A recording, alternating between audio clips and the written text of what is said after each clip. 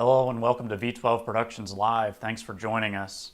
We've got a lot to do here, so I'm going to actually give you guys an update on some of the projects I'm working on, show you some of my model trains and railroad memorabilia, in addition to just general transportation memorabilia that I have lying around the house. And we're also going to kind of go behind the scenes, and I want to show you how I make my videos and then kind of my work area. So I'm going to give you a little tour. But first, let's go ahead and take a look at some of the projects I'm working on. I've been shooting a lot of video and doing a lot of research on a few different topics. There's always a lot going on kind of in my world. So in addition to my day job, I'm always working on new videos for you guys. So let me just preview a few of those and tell me what you think.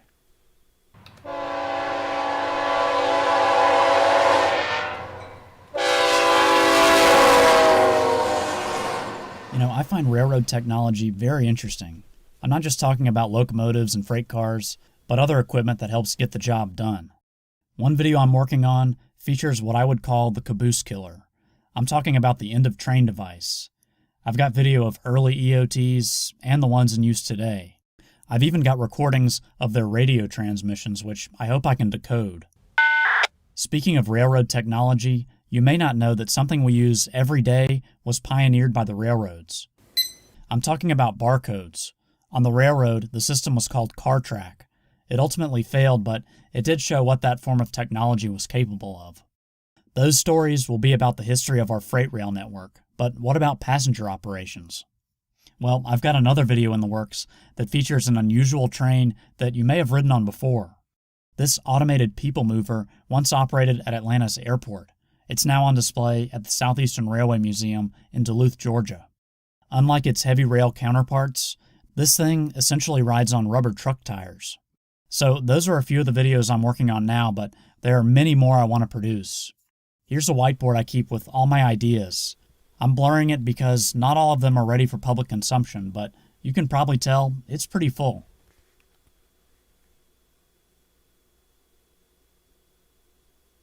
All right, so you can see that there's quite a few things in the works, and there's some other projects that I'm kind of working on. I like to travel around Georgia, and I'd like to travel a little bit more around the United States, but I'm kind of working on this thing I'm going to call like railroad towns, where first I'm going to start out with some of the towns in Georgia that I can get to easily, and then maybe I'll expand to other states. But I've got kind of a little list here of the towns I'm talking about. Right now on the list I've got Dalton, Georgia, Barnesville, Cordell, Waycross, Folkston, of course. You guys probably, a lot of you probably know about that. That's a big time rail fanning town. And then there's Buford, and then there's another place called Hogansville in Georgia where there's supposed to be an old water tower, like an old steam water tower from back in the steam age. And I may go down there and just see if I can find that. I've heard a lot of people talk about it. But another thing I want to do is I want to keep doing live streams like this, and I want to try and pack it full of new content, and also some of the other stuff I've done in the past that is related. I'll try and find a topic and gather together materials and put together one of these 30-minute to an hour-long live streams. So let me preview one or two of those that I'm thinking about doing. Of course, I also want to keep doing live streams like this. It's fun to interact with you guys in real time. A future live stream that's currently in the works will feature what I would consider classic locomotives that are still operating. Whether they're steam locomotives pulling excursion trains, museum engines, or diesel still in revenue service, I want to talk about the history of them all. I'd also like to do live streams trackside so we can railfan together virtually. This project is a little bit challenging because I don't want to have an expensive cell phone bill at the end of the month. Hopefully I can figure that one out. All right, so now you're looking at the switcher I'm using right now. This is for live streams. This is called an ATEM Mini from Blackmagic Design. I really like what it does. It's pretty affordable. You can plug in 4 different cameras, which is pretty cool. But I also want to show you some of my other gear that I use when I'm not live streaming, which is pretty much most of my videos that are pre-produced. So this is my work area. I've always put together my videos from home, but in 2020, I also started working from home for my day job. I spend a lot of time in my home office now, so I've had to make it a fun and relaxing place to be. I've got railroad and general transportation memorabilia all around. This shelf usually appears behind me in my videos and live streams. I keep my old Lionel trains here. This steam engine was my dad's when he was growing up, and both of these engines still run. Below them is what I would call my shrine to the Central of Georgia. These are both HO scale models, and I have a photo I took of the Norfolk Southern Heritage unit behind them. On the shelf below that, I've got some Atlanta Transit stuff. An old MARTA token, a Breeze card, and an HO scale Atlanta Transit Company bus. Recently, I got a picture of this bus with the real thing in the background, and you can see the full-scale bus at the Southeastern Railway Museum in Duluth, Georgia. Well, we had a little bit of a technical error there, something advanced before I wanted it to, but either way, we can keep going. You know, we were talking about my equipment that I use, and I wanted to show you some of the things that I used in the past. I don't think it's not really all about equipment, honestly. It's about the story you're telling. But you can kind of see this was the first camera I ever started using. It's an old Panasonic, and it works on mini DV tapes. Some of you younger guys may not have ever used these, but this was what we used back in the day, I guess you could say. Obviously, it was even harder, you know, back before computer editing software came along. But you know, you would record all your footage on these tapes, and you'd have to transfer it all over to the computer real time. So it took quite a while, but you know, it was a decent format, and this is kind of what I used to use, which is kind of amazing. I mean, look at how small that screen is, but you know, I think this was a pretty good camera back in the day. So I eventually upgraded a little bit, and I finally got a HD camcorder. I don't even know if this is full HD, honestly. I think it's something like 1440 or something weird like that, but this was a good camera when I bought it, or when I got it. Had a pretty decent sized screen, but you know, the real great part about it was that it had an SD card slot, and that meant that I didn't have to, you know, transfer my footage real time on a tape. It was just all on a little card, which was kind of cool. I mean, things just really sped along. That was a real advancement. But this was a pretty good camera, honestly. You know, depends on how long you've been watching my videos, but that's kind of the camera that I first got onto YouTube with. So that's pretty cool. But now I want to kind of move on. I've got some other things I want to show you besides cameras. I want to get back into trains, of course. So let's take a look at this. You know, it's all about kind of giving you a little behind-the-scenes tour, and I wanted to show you some of the other stuff I've got in my little home office. Of course, I also like aviation a lot. I live in Atlanta, which is home to what was the world's busiest airport, but Hartsfield-Jackson is still pretty busy. You saw a little preview of that airport train that I'm working on a video about, but I've got some model airplanes here. Some of them are made by a company called Herpa, and then some of them are made by another company called Gemini Jets. So I've got that, and then you can see up here I've got all my Delta stuff. Of course, Delta is headquartered in Atlanta, so that's a big part of our city, which is, you know, it's pretty cool to go out to the airport and watch planes coming in and leaving. Of course, it slowed down a good bit because of the coronavirus, but I think that things are starting to get back to normal over there, which is good. And then moving up here, you can see, let me try and zoom in on it for you. There's actually a fan blade here, and you can see a model here of a DC-8, but that fan blade behind it actually came off of, I believe it was the compression stage of a DC-8 jet engine, and it's made of titanium, which is pretty wild, honestly. And so we're going to move on up here, and I've got, back into trains, I've got one of my favorite HO scale models. And I wanted to tell you a little bit about that. So I got this little this package here to show you to kind of get into all that. As many of you know, I used to have a pretty big model railroad, and I was fortunate enough to have all the model trains to go along with it. It was always tough to pick a favorite, but there was always one that stood out a lot, and this is actually it. Southern Railway number 145. It's probably not the most detailed model in the world. I'm not even really sure if it's prototypical, but this has a lot of sentimental value for me, and it also has some historical value as well. I actually bought this for my grandfather back in the 90s. So my grandfather actually used to have a layout of his own for a long time, and for his birthday, my mom and I actually went to a hobby shop that closed a very long time ago and bought this for him for his birthday. Unfortunately, he tore his layout down and ultimately gave all his trains to me, so I actually got this back.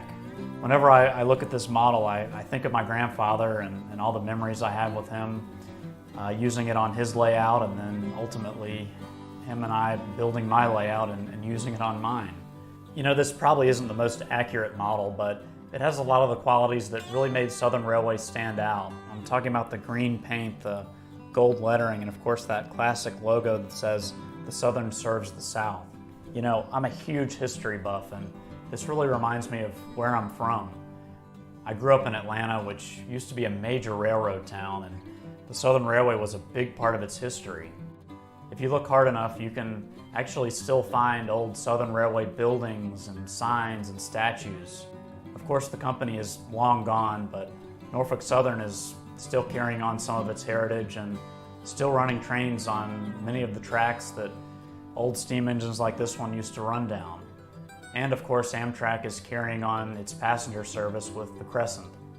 It's amazing how just one object can have such a powerful effect on us, but I think we all have something like this, something that helps take us back and helps us preserve our memories for the future.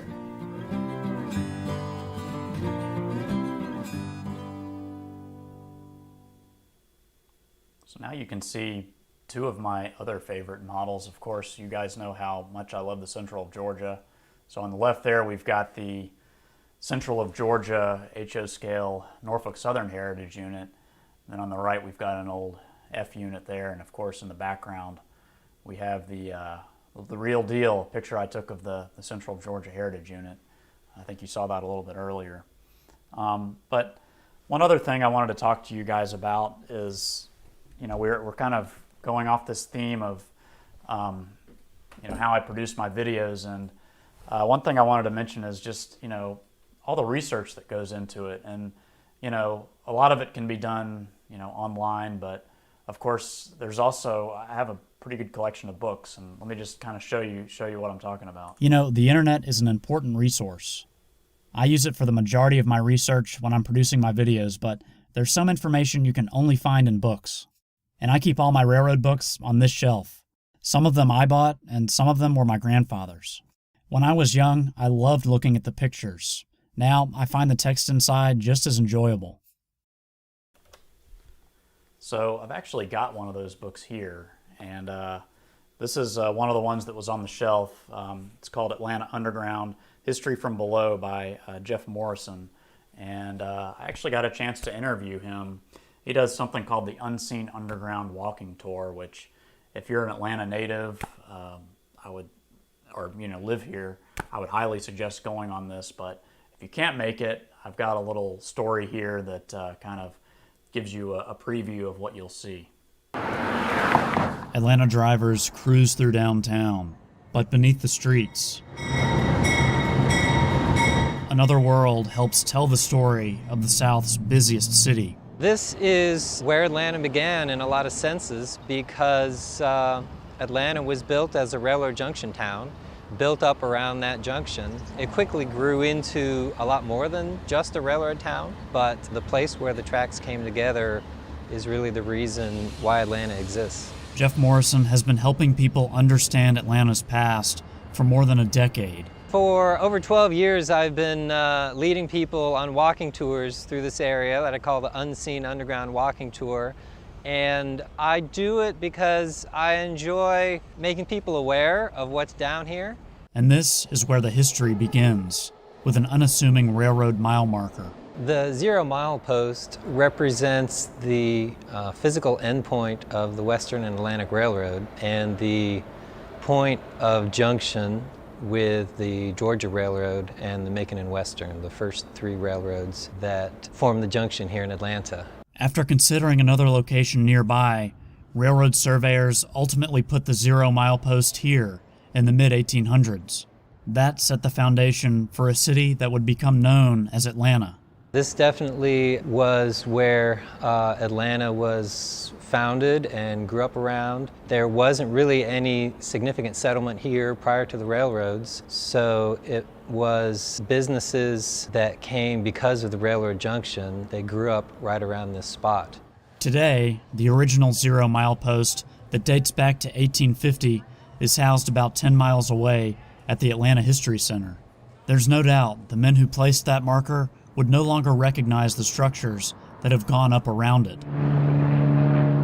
By the late 1800s, trains dominated everyday life, and they were starting to get in the way. It was noisy, dirty, dangerous area, and even now we can understand that having a giant railroad junction in the middle of your downtown is problematic. The engineers of the day decided Atlanta needed to rise above the railroad, so they began to build viaducts to carry traffic over the tracks. As they built more and more of these viaducts and interconnected them, and then the buildings were built right up against the viaducts, and their front doors became the entrances at the street level. It got to be that you couldn't really tell when you were on the elevated streets and when you were at the ground level. What was originally ground level now makes up Atlanta's so-called unseen underground. One thing that you see through a lot of these areas is how Atlanta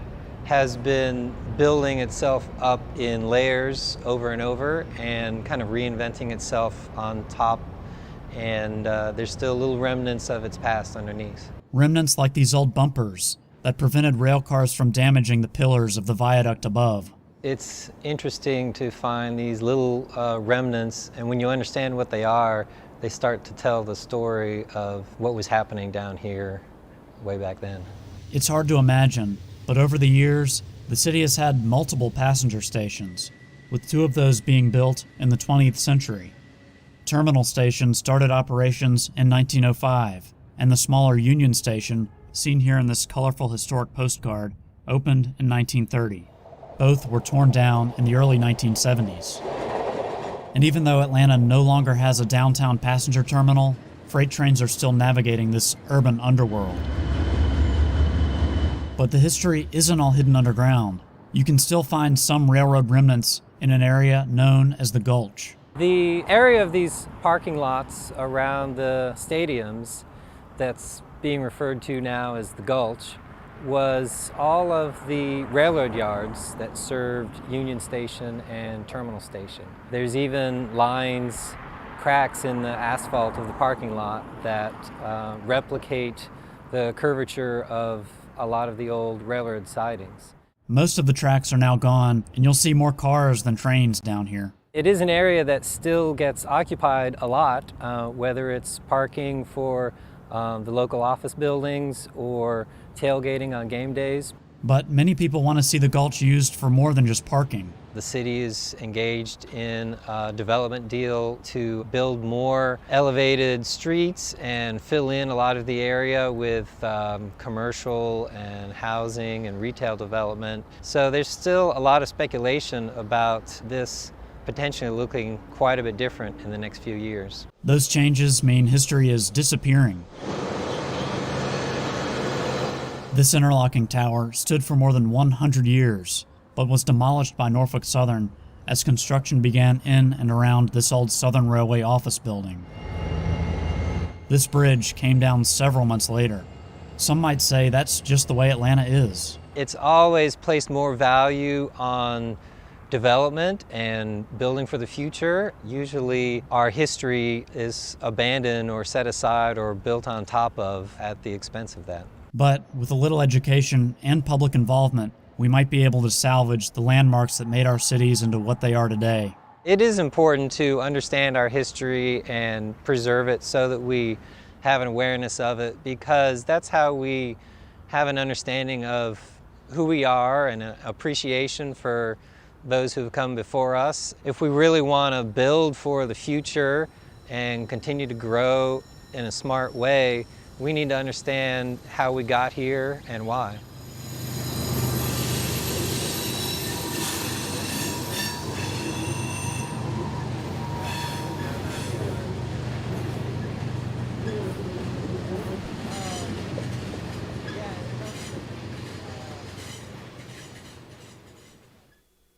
So when you think about kind of the mission of people like Jeff Morrison and others, they're trying to preserve history and also educate people. And, that's kind of the same thing I'm trying to do here, is educate you guys, find interesting topics. But I think as rail fans, a lot of us are kind of doing the same thing, really. I mean, we're documenting history. I think we all know how quickly things can change on the railroad and all around us. You saw that area called the Gulch in that story back the previous story, and there's apartments all over the place down there now. I mean, I used to be able to rail fan in this little field down there, and I could get a full shot of the city. It was great. Now apartments are taking over, so it's good and bad, I guess. There's more development down there, which I guess is helpful for the economy, but of course it's potentially could destroy history. You saw that interlocking tower that apparently had to be destroyed. So kind of on that theme, we're talking about history, and also part of the way I research for videos is through books. So I've got one more book that I want to show you that you may want to check out at some point.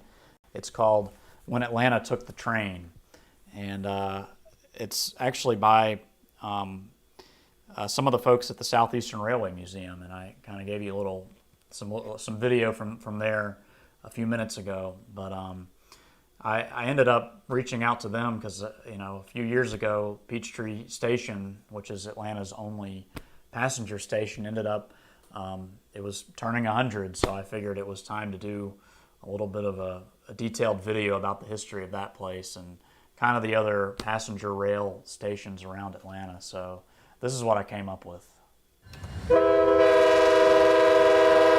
Ladies and gentlemen, this is to announce that this will be the first boarding call for southbound train number 19, Amtrak's world-famous Crescent. All aboard! It's a place where journeys begin and end. We're here at the Atlanta's Peachtree Station. This station was officially opened on March the 17th, 1918. And so this year we are actually celebrating the 100th year anniversary. Before you even go inside, the building's facade tells you you're about to step back in time. It's a tangible link back to our past. It gives you an idea of what travel was 100 years ago. I would say that this building metaphorically integrates Atlanta's past with Atlanta's present. It was originally designed for the Southern Railway by Atlanta architect Neil Reed. And with a prominent place on Peachtree Street, the station was built to fit in with other upscale addresses of the day. From its Palladian windows to its classic wooden benches, the station represents a period in history when things were built to last, and people traveled by train. In 1924, there were 7 trains northbound, 7 trains southbound. 1930, it actually picked up an extra train. It was actually 8. No doubt this was a busy place at the beginning of the 20th century, and this wasn't even Atlanta's main train station. This was a suburban station. It was primarily passenger-wise for the northern suburbs of Atlanta. Of course, at that time, the city was much smaller. You had this station, you had the large terminal station in downtown Atlanta, and adjacent to that was the Union Station. But in the early 70s, both those buildings were closed and demolished as America's interstates and airlines began to change how people traveled. At that time, there was no champion crusader to try to save one of those stations. The stations were closed, and of course that's typical of Atlanta. We tend to tear stuff down and either put a parking lot or build a new building there. These days, Peachtree Station is the only place people can catch a train in Atlanta. Amtrak's Crescent stops here on its route between New York City and New Orleans. But sadly, the number of people using the station has been dropping. According to the Rail Passengers Association, the station only saw around 76,000 arrivals and departures in 2017. It saw more than 111,000 in 2011.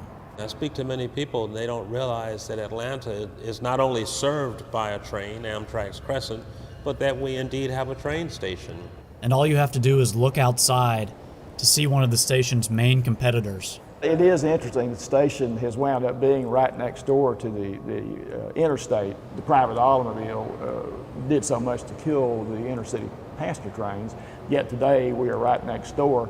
But there's still something special about riding the rails and starting your trip from an historic passenger station. There is the romance of the rails, and for those of us that are railroad romanicists or rail buffs, if you want to call us that, it's just a wonderful journey getting on board the train. Today that's what it is. It's more about the journey itself, seeing the sights and meeting the people along the way. Hopefully the journey for this 100-year-old building is far from over. In 1976, it was placed on the National Register of Historic Places. And as Atlanta's population continues to skyrocket and the roads become more congested, maybe there will be a new role for this old station in the city's future. You see, railroads built this country. When one looks at the history of Atlanta, one has to consider the fact that this was and is the railroad capital of the Southeast. You cannot talk about Atlanta's history without talking about the railroads.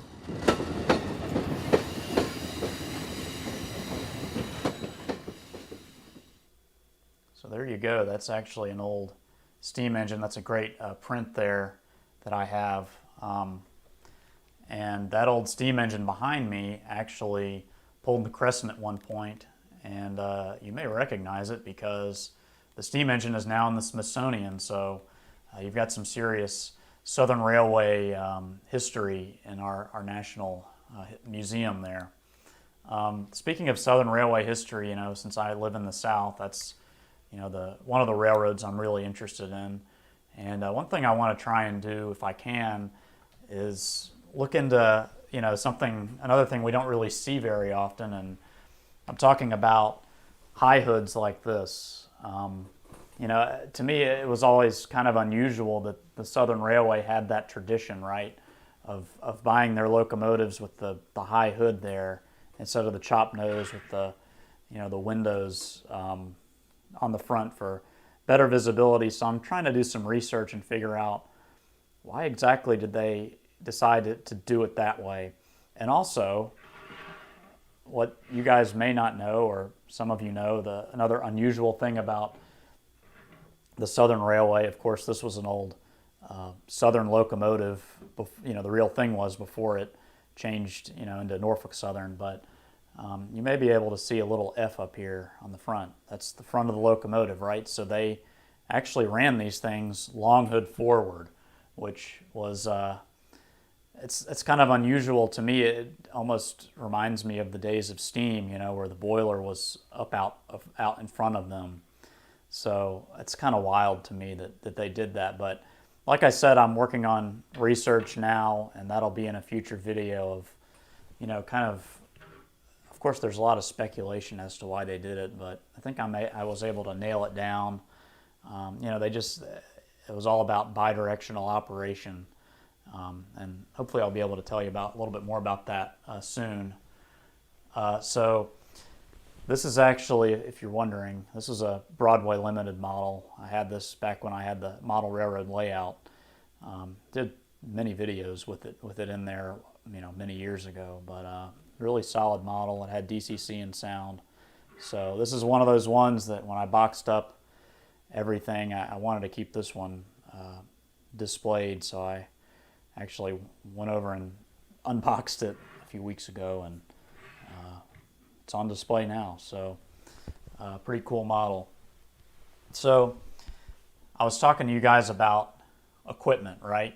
And we were talking about, you know, the cameras I use and some of the software. I'm going to get into that a little bit in a minute.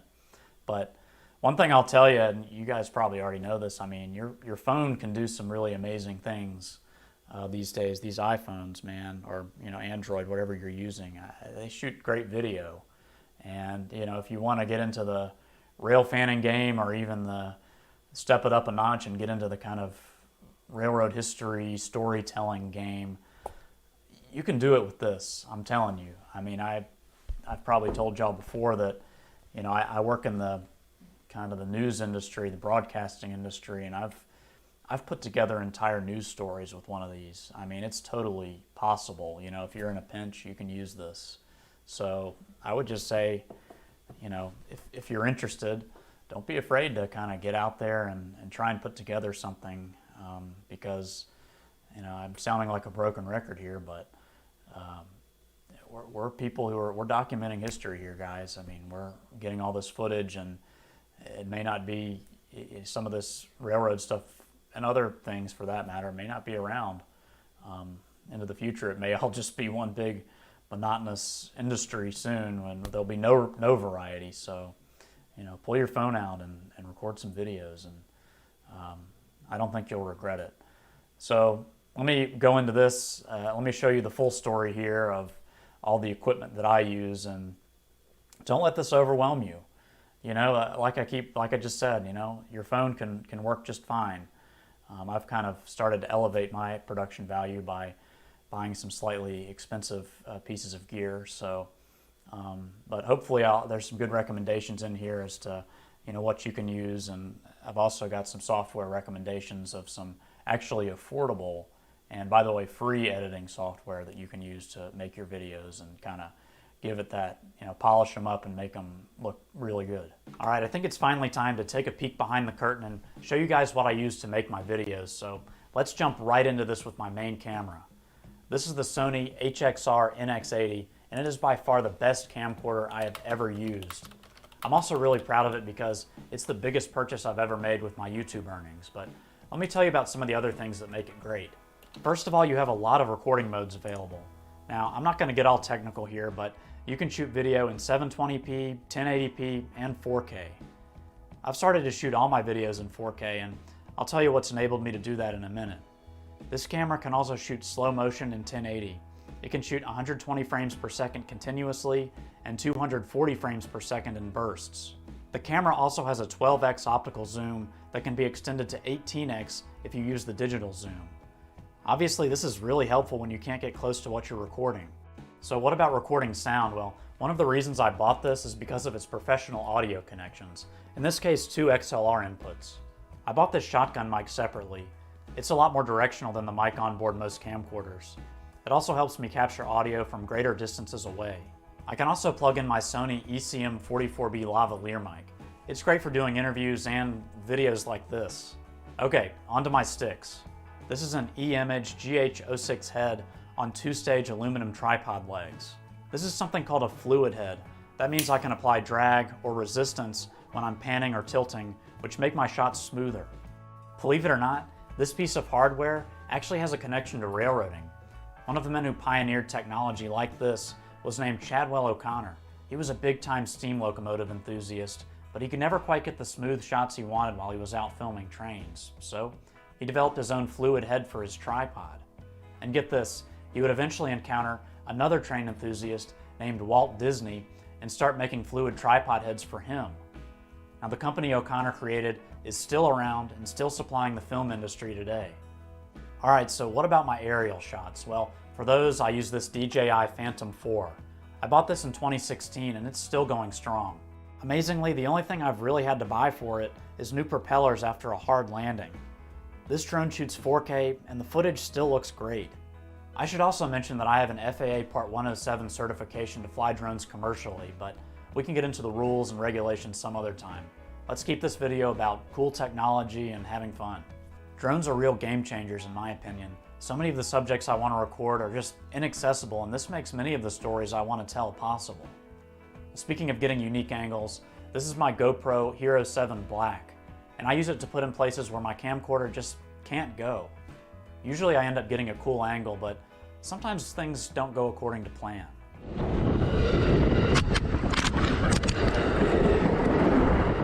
It's okay, the GoPro was fine. Fortunately, all I had to replace was the front protective lens cover. All right, now I think it's time to mention what I'm recording this video with. I'm using a Sony a7 III. Okay, so that's the major stuff I use, but here are a few other things that are helpful. Mainly just some small lights, different mounts, and cables. Now let's move on to voiceover and editing. Once I'm done researching and writing a video script, I head in here. This is my homemade voiceover booth, and as you can see, I've lined the walls with cheap acoustic panels, but you can probably tell this is still basically just a closet. Oh, and remember how I said my GoPro can get into places where my camcorder can't? Well, I'm using it to record this right now. Anyway, inside of here I've got my Rode NT USB. It's a great entry-level podcasting or voiceover mic. And you guessed it, it plugs right into my computer's USB port. To record my voice, I found another low-budget solution.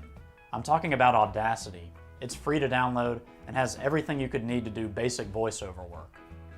Alright, now it's time to put everything together. And again, I found another low-budget or no-budget solution. This is DaVinci Resolve made by Blackmagic Design. It's also free.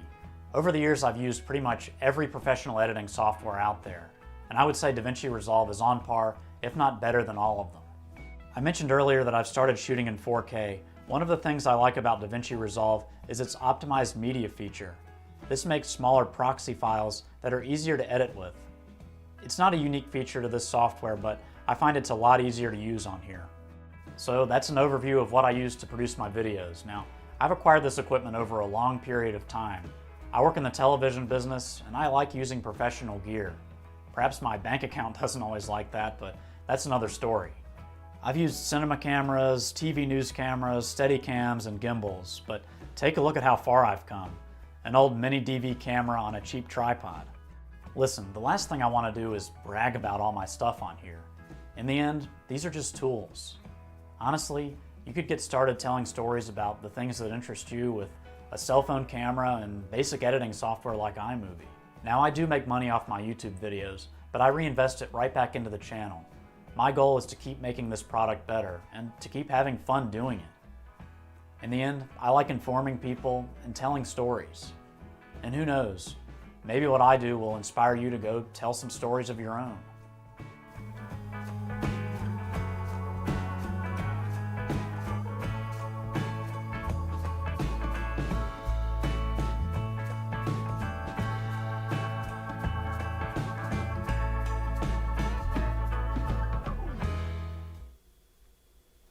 So there were a few questions on there, going back into the rail fanning experience about good places to rail fan.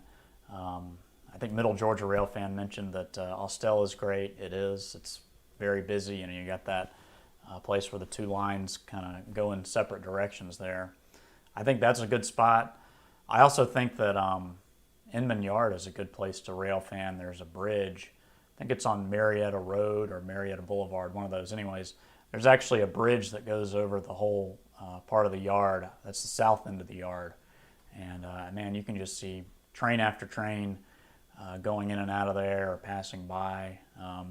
Then on the northern end, I think that's either northern or northwest, there's this area called CP Bridge Control Point. It's a control point, where they have a signal over there, and there's a lot of action on that end of the yard too. So look those up. That control point I was telling you about is on Parrott Avenue. So it shouldn't be too hard to find, not too far away from the Chattahoochee River. Some of the other places I would recommend that I haven't necessarily gone before in Georgia, and these are a little bit farther away from Atlanta, so I'm planning trips to these places at some point.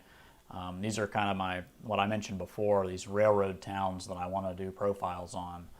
I think Cordell, Folkston, and even Dalton, I think, are good places where you could see a good bit of trains. But like I said, I'm going to be exploring those towns at some point in a future video. As far as other hot spots around Atlanta, Tilford Yard used to be a good hot spot, but of course they ripped all the tracks up. That's actually right near Inman Yard, but that's was the CSX yard. And there were plenty of good places there's a good bridge there where you could watch trains. There's still a main line that goes through there. I believe that's the W&A. So that's a decent spot. But I don't know, CSX is not the traffic isn't really as heavy as Norfolk Southern around here. I also mentioned in one of my previous videos there, the Gulch, and it's basically in downtown Atlanta. I would consider that to be a hot spot.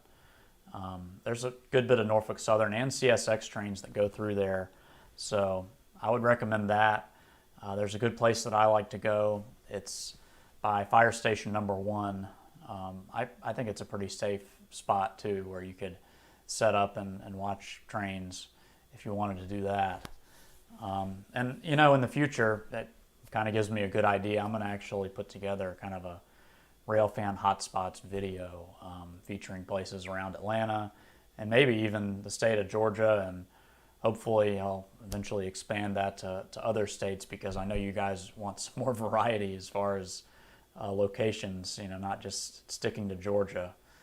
Let's look at some of the other comments we got going on here. Yeah, Austell is great. Yeah, Cordell. I need to check that place out for sure. And yeah, these places with these Railfan platforms, that's something that's kind of, I don't always experience in Atlanta, unfortunately. We don't really have too much of that. I mean, Austell has the little train watching plaza with the benches, which is pretty cool. But yeah, having those train watching platforms, I think Dalton might have a place like that too, but that would be pretty neat. So I think that there's a lot of good stuff that I'm working on. Of course, another reason I'm mentioning some of these future projects is because I want you guys to give me recommendations as to what you want to see. Give me suggestions as far as other towns you want me to profile that the railroad runs through. But that's kind of a little update here. I appreciate you guys watching. It's kind of a shorter one today, but I think it was still interesting. Of course, it's live, so anything can happen. I can accidentally press the wrong button and totally take things off the tracks, and then hopefully try and get things back on track towards the end. So I hope you've enjoyed it. I think the live streams are just going to keep getting better as I keep getting used to the equipment and just doing them. And hopefully I can eventually take you guys along for the ride and actually do a live stream where I'm not just tethered to my computer and sitting here in this room. We can actually go out trackside and kind of enjoy that experience together virtually. So until then, thanks again for watching. More great stuff coming up, and I hope you guys have a great day and a great weekend.